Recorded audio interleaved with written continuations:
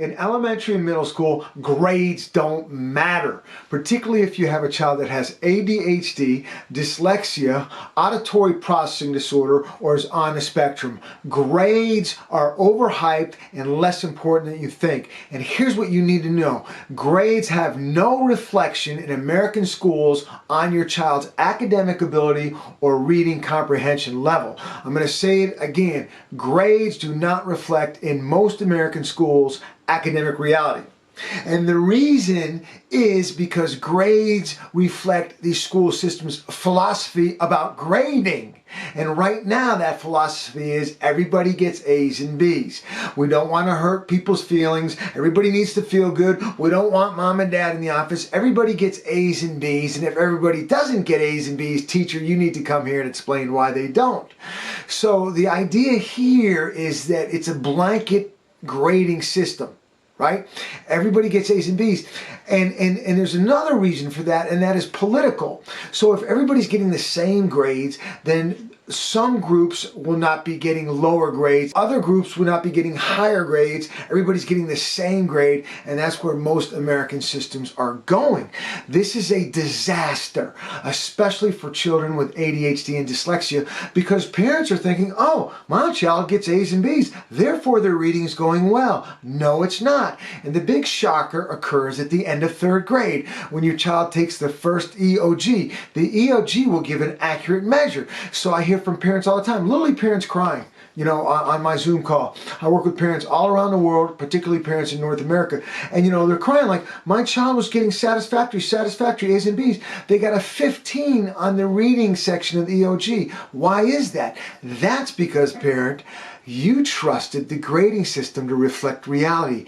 Do not do that. You instinctively, right now if I ask you, is your child reading at grade level? If you free yourself from the grades that you're getting from the school and literally ask yourself that question, you will know the truth.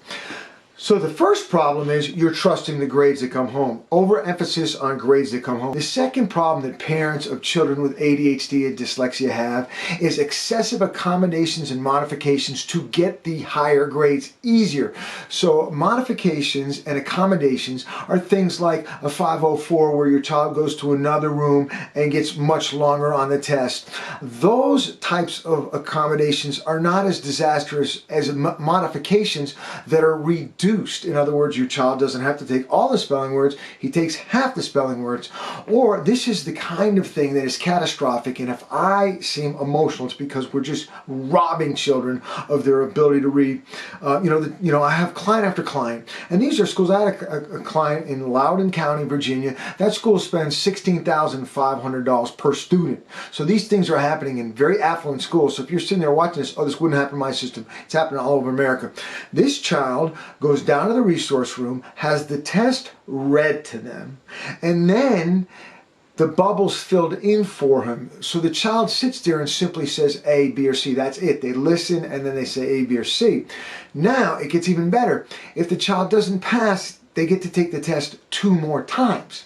And this parent actually said to me, well, that has helped his grades.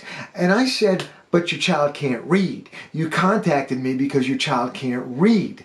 So excessive accommodations and modifications rob your child of the motivation to read. Another story, working with a family in Plano, Texas. Once again, well-funded school system. Child's in 8th grade, reading on a 2nd grade level. Child's getting straight A's and B's because they're in the resource room, they've got an IEP, they've got a 504, mom got an advocate, and so the child's in 8th grade. So I engaged him directly. I said, tell me about school. He said, it's a joke. I said, explain this to me, tell me what's going on.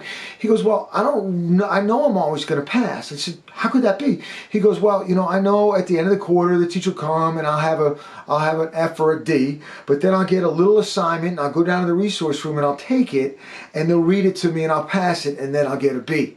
And he knows this. So what happens is when you overemphasize grades with modifications and accommodations, you then steal the motivation for the child to learn to read. Clearly, I'm calling into question how we teach reading in American public schools. Now, when you call something into question, I think it's reasonable for you to ask me to justify why I would do this. And let's look at facts. Facts matter. right? And I think if you're questioning something, you should look at what is that system producing. I'm calling into question giving out high grades and over-accommodating and over-modifying curriculum for children that are dyslexic and ADHD. So let's look at what the system is actually doing for us. Here we go. 68% of fourth graders in the United States of America cannot read at grade level. So already by fourth grade, 68% of our students are behind. Now let's look at the IEP population. This is the population I specialize in servicing. Kids with dyslexia, ADHD, kids that are on the spectrum, kids that have auditory processing disorders. These are kids that have IEPs. 15% of the American school population are on an IEP. Now, how is it going for those people? Only 74% of those kids graduate high school. Okay, only 74%. 15% drop out. They drop out. 10% get a certificate. So they're not able to get a GED or high school diploma. They're not able to do that coursework. They get a certificate of completion. That's a failure rate of 25%. 1% are unaccountable. We don't know the stats for them. That's catastrophic. The system's not working.